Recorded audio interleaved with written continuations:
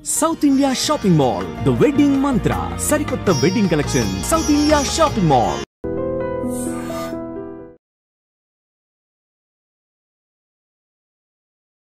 Welcome to I dream. నేను మీ భవ్య. ఇప్పుడు మనతో పాటు ఉన్నారు dietician and yoga teacher Nanditha గారు. నమస్తే మేడం, ఎలా ఉన్నారు? బాగున్నాను, థాంక్యూ మేడం. ఇప్పుడు షుగర్ ఉన్న పేషెంట్స్ కి ఒక పెద్ద టాస్క్ ఏంటంటే రైస్ తినద్దు. అబ్బా ఇక వచ్చిందిరా బాబు, ఫస్ట్ వాళ్ళ బాధ అంతా కూడా వాళ్ళకి బాడీలో షుగర్ వచ్చిందనే దానికన్నా రైస్ తినడం ఆపేయాల్సి వస్తుందనే బాధ ఉంటుంది.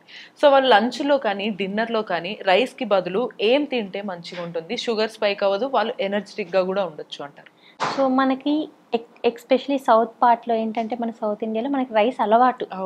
సో రైస్ లేనిది అంటే సాటిస్ఫాక్షన్ ఉండదు అనమాట. ఏం తిన్నా సరే చివరికి మైండ్ రైస్ దగ్గర రైస్ తినాలంటుంది. సో డయాబెటీస్ తో సఫర్ అవుతున్న వాళ్ళు ఏంటంటే రైస్ అవాయిడ్ చేయాల్సిన అవసరం ఏం లేదు. లంచ్ లో శుభ్రంగా రైస్ తినచ్చు. ఎంత శుభవార్త కదా మై డియర్. ఎవరన్నా సరే షుగర్ పేషెంట్స్ మీరు ఎవరన్నా చూస్తున్నట్లయితే మీరు రైస్ అవాయిడ్ చేయాల్సిన పని లేదు అని చెప్పేసి ఒక గుడ్ న్యూస్ చెప్పారు. తర్వాత ఏం చెప్తారో చూద్దాం. సో కానీ మనం ఎంత తింటున్నాం అనేది ఇంపార్టెంట్ అనమాట. మనం జనరల్ గా ఏం చేస్తామంటే మహేష్ బాబు గారు గుర్తొచ్చారు, ఎంత తింటున్నాం అనేది ఇంపార్టెంట్ అన్నది. సో ఓకే, మనము ఏం చేస్తామంటే జనరల్ గా రైస్ ఎక్కువ తింటాము, దాంట్లో కర్రీ తక్కువగా ఉంటుంది, మిగతా ఫుడ్ ఐటమ్స్ తక్కువ పెట్టుకుంటాం. అది మనకి మైనస్. ఎందుకంటే క్యాలరీస్ ఎక్కువ తీసుకుంటున్నాం, ప్రోటీన్ వెజిటేబుల్స్ తక్కువ తీసుకుంటున్నాం. అలా అయితే మనకి ఏమవుతుందంటే అఫ్ కోర్స్ రైస్ తీసుకున్నప్పుడు క్యాలరీస్ కొద్దిగా ఎక్కువ వస్తున్నాయి కాబట్టి, అంటే క్వాంటిటీ ఎక్కువ తీసుకుంటే ఎక్కువ క్యాలరీస్ వస్తాయి కాబట్టి మనకి డెఫినెట్లీ షుగర్ లెవెల్స్ స్పైక్ అయ్యే ఛాన్సెస్ ఉంటాయి. ఇప్పుడు మనం కొంతమంది ఏమనుకుంటే రైస్కి బదులు చపాతీ తినండి అంటారు, కానీ చపాతీ కన్నా రైసే మంచిది. ఎందుకంటే చపాతీలో రైస్ లో బోత్ లో క్యాలరీస్ ఒక్కటే. ఇప్పుడు 1 చిన్న కప్పు రైస్ తీసుకుంటే మనకి 120 to 125 కిలో క్యాలరీస్ వస్తాయి.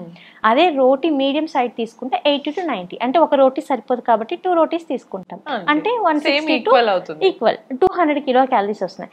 అండ్ రైస్ ఏంటంటే గ్లూటెన్ ఫ్రీ, అంటే కొంతమందికి ఇన్ఫ్లమేషన్ ఉంటుంది బాడీలో. ఆ ఇన్ఫ్లమేషన్ తగ్గించడానికి చపాతీలతో పోల్చుకుంటే రైస్ మంచిది. సో చపాతీల్లో అంత ప్రోటీన్ ఉండదు, అంత క్వాలిటీ అమినో యాసిడ్స్ ఉండవు, అన్ని అమినో యాసిడ్స్ ఉండవు. రైస్ లో ఉండే ప్రోటీన్ క్వాలిటీ ప్రోటీన్, అంటే అన్ని అమైనో యాసిడ్స్ ఉంటాయి. అంటే ఏంటంటే మన బాడీలో డైజెస్టిబిలిటీ బాగా అవుతుంది అనమాట. సో రైస్ వల్ల మనకి చాలా బెనిఫిట్స్ ఉన్నాయి. తినడానికి ఎంత హాయిగా ఉంటుంది, ఇప్పుడు హ్యాపీగా తీసుకోవచ్చు. బట్ క్వాంటిటీ ఎంత తీసుకుంటున్నాం. ఫర్ ఎగ్జాంపుల్ మన ఇంట్లో ఒక చిన్న కప్పు ఉందనుకోండి, 130 grams to 150 grams కప్పు ఉందనుకోండి, కుక్కర్ రైస్ 1 చక్కగా తీసుకోవచ్చు. ఒక కప్పు తీసేసుకొని ఆ ఒక కప్పుకి 2 కప్పులు వెజిటబుల్స్ యాడ్ చేసుకోవాలి. మళ్ళీ డీప్ ఫ్రై కాదు, జస్ట్ లైట్ గా వేపించిన కూరగాయలు, ఏ కూరగాయ అయినా పర్వాలేదు, కూరగాయల క్వాంటిటీ ఎక్కువ ఉండాలి. ఎందుకంటే కూరగాయల్లో ఫైబర్ ఉంటుంది.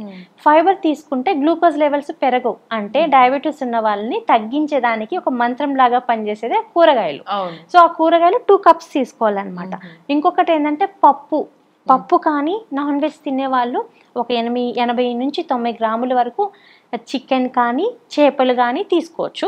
మటన్ అవాయిడ్ చేయాలి, అండ్ రెడ్ మీట్ అవాయిడ్ చేయాలి. సో ఇవన్నీ కొలెస్ట్రాల్ లెవెల్స్ పెంచేస్తాయి కాబట్టి అవి రికమెండెడ్ కాదు. నాన్ వెజ్ తీసుకునే వాళ్ళు ఎగ్ వైట్స్ కానివ్వండి, ఎగ్ వైట్స్ కర్రీ ఇలా తీసుకోవచ్చు. వెజిటేరియన్ అయితే గ్రీన్ పీస్ కానీ రాజ్మా కానీ, మనకి ఏ పప్పు అయినా సరే, ఒకరోజు పెసరపప్పు వాడచ్చు, ఒకరోజు కందిపప్పు వాడచ్చు, డెఫినెట్లీ వాడాలి. దాల్తో పాటు ఆకుకూరలు యాడ్ చేసుకున్నాం అనుకోండి, క్యాలరీస్ బాగా తగ్గుతాయి అండ్ మన బాడీలో న్యూట్రియంట్ అబ్జర్ప్షన్ పెరుగుతుంది. సో మన బాడీకి కావాల్సిన కాల్షియం వస్తుంది, పప్పులు అంటే ప్రోటీన్స్ వస్తాయి, ప్రోటీన్స్ వల్ల షుగర్ తగ్గుతుంది. సో అంటే చాలా మంది షుగర్ వచ్చిన తర్వాత ఇవేవి తినద్దేమో అనుకుని క్లారిటీ లేక మోస్ట్లీ బక్కగా అయిపోతారు పేషెంట్ లాగా, ఏంటో మొత్తం అయిపోవడానికి రీజన్ ఏంటంటే షుగర్ లెవెల్స్ ఎక్కువ అయిపోయినా సరే సన్నగా అయిపోతారు, వీక్ అయిపోతారు, మజిల్ లాస్ అయిపోతుంది. సో మజిల్ ఎలా వస్తుంది? ప్రోటీన్ తీసుకుంటేనే వస్తుంది అనమాట. సో ప్రోటీన్ తీసుకోవాలి. సో ఒక ప్లేట్లో మనం ఒక రైస్, ఇప్పుడు ఒక కప్పు రైస్, వెజిటేబుల్స్ వచ్చింది, పప్పు వచ్చింది, ఒక కప్పు పెరుగు డెఫినెట్లీ వాడాలి. పెరుగు వాడితే మనకి బోన్స్కి మంచిది, మంచి ప్రోటీన్ వస్తుంది. ప్లస్ మన గట్, అంటే మన ఇంటెస్టైన్ హెల్త్ని ఇంప్రూవ్ చేసే ప్రోబయోటిక్ పెరుగులో ఉంటుంది అనమాట. సో ఆ పెరుగు ఇవన్నీ తీసుకోవచ్చు. కావాలి అంటే స్వచ్ఛమైన, అంటే ఆర్గానిక్ ఆవు నెయ్యి 1 స్పూన్ వాడచ్చు. ఎందుకంటే ఆవు నెయ్యి వేడి వేడి అన్నంలో వేయడం వలన దాంట్లో ఉండే గ్లైసిమిక్ ఇండెక్స్, అంటే ఏంటంటే దాంట్లో ఉండే క్యాలరీస్ బాగా తగ్గుతాయి. ఓకే. అది ఇంకొకటి ఏంటంటే ఆ ఆవు నెయ్యి బయో అవైలబిలిటీ అంటే అబ్జర్ప్షన్ లెవెల్స్ చాలా ఫాస్ట్గా ఉంటాయి అనమాట. 96 to 97% మన బాడీలో డైజెస్ట్ అయిపోతుంది. ఓకే. ఓకే. డైజెస్టబిలిటీ చాలా ఎక్కువగా ఉంటుంది అనమాట. సో ద పవర్ ఆఫ్ ఆవు నెయ్యి స్వచ్ఛమైనది, బయట దొరికేది తెలీదు మనకు. సో ఎక్కడైనా మనకి లక్కీగా మనకి లక్కీగా దొరికిందంటే ఒక స్పూన్ వేసుకోవచ్చు చక్కగా. కానీ అది వేసుకున్నప్పుడు మనం నూనె ఎంత వాడుతున్నాం వంటల్లో అనేది ఇంపార్టెంట్ అనమాట. ఎందుకంటే వంటల్లో నూనె ఎక్కువగా వాడేసి ఇది కూడా ఎక్కువగా వాడేస్తే డెఫినెట్లీ కొలెస్ట్రాల్ పెరిగిపోతుంది అండ్ షుగర్ లెవెల్స్ పెరిగిపోతాయి. సో మన బాడీలో కొలెస్ట్రాల్ తగ్గాలి అన్నా, డయాబెటీస్, షుగర్, గ్లూకోజ్ లెవెల్స్ తగ్గాలి అన్నా, కంట్రోల్లో ఉండాలి అన్నా మనం తీసుకునే మీల్ అలా ఉండాలి. అలా వెల్ బ్యాలెన్స్డ్గా అంటే మన బాడీకి కావాల్సిన అన్ని న్యూట్రియంట్ ఒక ప్లేట్లో వచ్చేయాలి. దీనికి మనకు ఫ్యాన్సీ డైట్స్ అవసరం లేదు. మన ఇంట్లో దొరికేటివి మనం ఎలా వండుకోవాలి అని తెలిస్తే సరిపోతుంది అనమాట. ఇది యాడ్ చేసుకుంటే గ్లూకోజ్ లెవెల్స్ సక్సెస్ఫుల్గా మనం కంట్రోల్ చేసుకోవచ్చు. ఇక్కడ మంచి హ్యాపీ గుడ్ న్యూస్ చెప్పారు, రైస్ తినొచ్చు అని. అయితే కొంచెం ఇంకొంత డౌట్ రావచ్చు, మొహమాట పడవచ్చు అడగటానికి. కొంతమంది క్వాంటిటీ ఎక్కువ తినగలుగుతుంటారు అనమాట, బాగా ఆకలేసే వాళ్ళు ఉంటారు. సో వాళ్ళకి కొంచెం రైస్ అనేది సరిపోకపోవచ్చు, ఎక్స్ట్రా రైస్ తింటే వాళ్ళకి మళ్ళీ ఎఫెక్ట్ అవ్వచ్చు అంటారు. సో మరి వాళ్ళు దాని ప్లేస్లో ఇంకా ఎక్స్ట్రాగా ఏమేమి యాడ్ చేసుకోవచ్చు ఆ ప్లేట్? సో ఇప్పుడు మనం తీసుకునే డైట్లో అన్నం ఎక్కువగా తీసుకుంటున్నాము, మిగతా తక్కువ తీసుకుంటున్నాము ఏంటంటే మన బాడీలో ప్రోటీన్ డెఫిషియన్సీ ఉంటేనే మనకి ఎక్కువ కార్బోహైడ్రేట్ తినబుద్ధి అవుతుంది అనమాట. మీరు అన్నానికి బదులు పప్పులు ఎక్కువ యాడ్ చేసుకోండి. పచ్చి బఠానీ దొరుకుతుంది, ఉడకపెట్టుకొని ఒక 80 grams ఒక 90 grams అన్నంలోకి వేసుకోండి. కిచిడీ లాగా చేసుకొని మనం మూంగ్ దాల్ కిచిడీ లాగా చేసుకొని దాంట్లో గ్రీన్ పీస్ వేసేసుకొని ఇలాన్నీ తీసుకుంటే అసలు ఆకలి రాదు, అంటే తగ్గుతుంది. ప్రోటీన్ వల్ల మనకి ఫుల్నెస్ వస్తుంది. ఫుల్నెస్ వల్ల ఆకలి లేదనమాట. ఆకలి ఎప్పుడు వేస్తుంది అంటే మనం తీసుకునే డైట్లో ప్రోటీన్ సరిగా తీసుకోకపోతే ఆకలి వేస్తుంది. సో రైస్ ఎక్కువగా తినే వాళ్ళు కూడా, ఎక్కువ క్వాంటిటీ తీసుకునే వాళ్ళు కూడా ఫస్ట్ క్వాంటిటీని మెయింటైన్ చేసుకోవాలి. ఆకలి బ్యాలెన్స్ చేసుకోవాలంటే ప్రోటీన్ తీసుకుంటే సెట్ అయిపోతుంది. సో మరి లంచ్కి తిన్నాము, మళ్ళీ డిన్నర్లో కూడా కొన్నిసార్లు నైట్ షుగర్ ఉన్న వాళ్ళు రైసే తినద్దు అని అవాయిడ్ చేస్తూ ఉంటారు చాలా మంది. ఏదో తింటే చపాతీ తింటారు, లేకపోతే చాలా మంది కొన్నిసార్లు స్కిప్ చేస్తూ ఉంటారు, నైట్ టిఫిన్స్ తింటారు. సో మరి అది వాళ్ళకి హెల్దీనేనా కాదా, మరి ఏం చేయొచ్చు? సో నైట్లో టిఫిన్ తీసుకోవడం మంచిదేం కాదు. ఎందుకంటే టిఫిన్ అంటే ఇడ్లీ, దోశ ఇవే వస్తాయి, అదే ఉప్మా వస్తుంది. డెఫినెట్లీ దాంట్లో గ్లైసెమిక్ ఇండెక్స్ ఎక్కువగా ఉంటుంది, షుగర్ లెవెల్స్ పెరిగిపోతాయి. అలా కాదు, the best option for dinner millets. మనకి మన పెద్దవాళ్ళు ఎప్పుడు జొన్నలు తినేవాళ్ళు, సజ్జలు తినేవాళ్ళు, అంటే ఒక రాగులు తప్ప మిగతా అన్ని తినొచ్చు షుగర్ ఉన్న వాళ్ళు. ఎందుకంటే రాగులు కొంతమందికి గ్లూకోజ్ లెవెల్స్ పెరిగిపోతాయి అనమాట.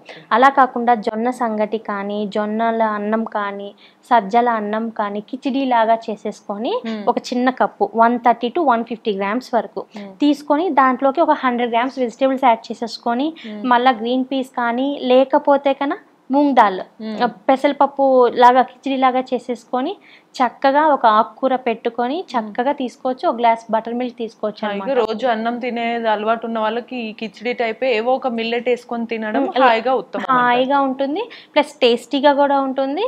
ప్లస్ మనం నూనె కూడా తక్కువ వాడతాం కాబట్టి క్యాలరీస్ కూడా ఎక్కువగా రావు. సో అన్నానికి బదులు రాత్రిపూట చపాతీల కన్నా మిల్లెట్స్ బెటర్. సో మిల్లెట్స్ రోటీలా కూడా చేసుకోవచ్చు. జొన్న రొట్టెలు చేసుకుంటే తెలంగాణలో ఎక్కువ జొన్న రొట్టెలు బాగా చేసుకోవచ్చు. ఆ జొన్న రొట్టె లాగా బాగా చక్కగా చేసుకొని దాంట్లో కర్రీలు ఎక్కువ ఉండాలి. అదర్ ఏరియాస్ లో సంథింగ్ కొన్నిసార్లు జొన్న రొట్టెలు ఇవి తినలేని వాళ్ళకి మరి ఎలాంటి వాళ్ళు కిచిడీ లాగా చేసేసుకోవచ్చు. జొన్న రొట్టె ఇష్టం లేని వాళ్ళు అన్నంతో కిచిడీ, ఇవన్నీ అన్నం కాకుండా జొన్నలతోనే కిచిడీ చేయొచ్చు. జస్ట్ జొన్న రవ్వ ఉంటది కదా, జొన్న రవ్వ కానీ లేకపోతే జొన్నలు తీసేసుకొని దాన్ని మనం సోక్ చేసుకోవాలన్నమాట. ఎందుకంటే మిల్లెట్స్ చేసుకునేటప్పుడు ఒక 8 గంటలు సోక్ చేయాలి, లేకపోతే న్యూట్రియంట్ అబ్జర్ప్షన్ ఉండదు. ఎవరైనా సరే మిల్లెట్స్ చేసేటప్పుడు 8 గంటలు నానబెట్టాలి. 8 గంటల నుంచి 9 గంటల వరకు నానబెట్టి తర్వాత వండితే ఈజీగా అయిపోతుంది. జస్ట్ 15 to 20 minutes అయిపోయే వంటకం అనమాట. డయాబెటీస్ ఉన్న వాళ్ళే కాదు, వెయిట్ లాస్ అవ్వాలి అనుకున్న వాళ్ళు కూడా ప్రతి ఒక్కరూ డెఫినెట్లీ మిల్లెట్స్ యాడ్ చేసుకోవాలి. మనకి రైస్లో దొరకని న్యూట్రియంట్స్ కూడా మిల్లెట్స్లో దొరుకుతాయి. అండ్ మిల్లెట్స్ 150 grams తీసుకున్నా మనకి 130 చాలా తక్కువ క్యాలరీస్ వస్తాయి. 110, 115 క్యాలరీసే వస్తాయి.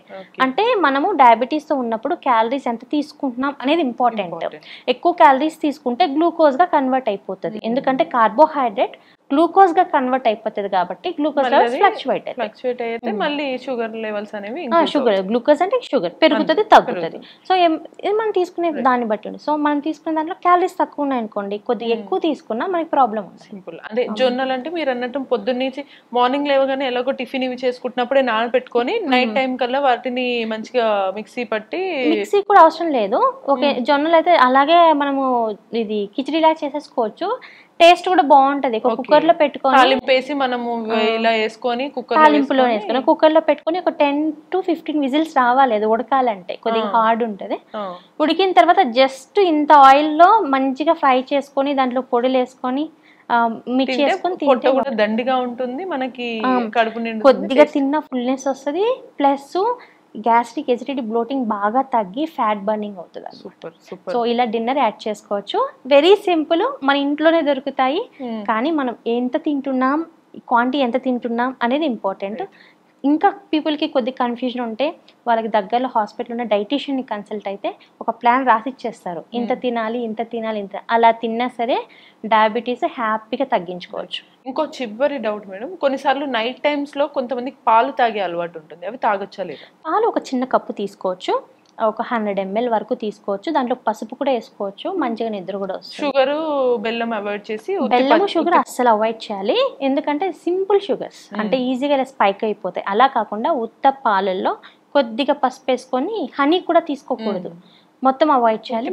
కొద్ది పాలల్లో పసుపు వేసుకుంటే ఇంకా మంచిగా నిద్ర వస్తుంది అనమాట. అలా తీసుకోవచ్చు.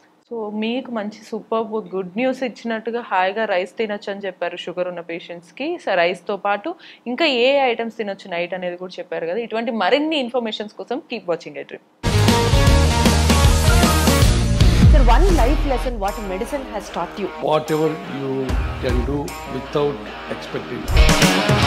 బట్ ఐ రియలీ బిలీవ్ మన పాజిటివ్ యాటిట్యూడ్ ఉంటేనే మనం ఏదైనా సాధించగలం. గట్ ని మనం కరెక్ట్ గా డీల్ చేసినట్లయితే అది మనకి పాజిటివ్ హార్మోన్స్ ని రిలీజ్ చేస్తుంది. షుగర్ వచ్చిన వాళ్ళ పరిస్థితి ఏంటి? పొట్ట దగ్గర పెరిగితే దాన్ని ఆండ్రాయిడ్ అంటారు, ఆండ్రాయిడ్ ఫోన్ కదా. అసలు థాట్స్ ఎందుకు వస్తాయి? బ్రెయిన్ డెడ్ అంటే దానికి ప్రపంచం అంతా కూడా కొన్ని నిర్దిష్టమైనటువంటి లక్షణాలు. మానసికంగా ధైర్యంగా ఉంటే క్యాన్సర్ జయించవచ్చు. You are a doctor for a cause sir, అంతే. వాళ్ళకి వచ్చిన ఆదాయం కాకుండా ఫ్రీ సర్వీస్ ఎంతమందికో చేస్తారు.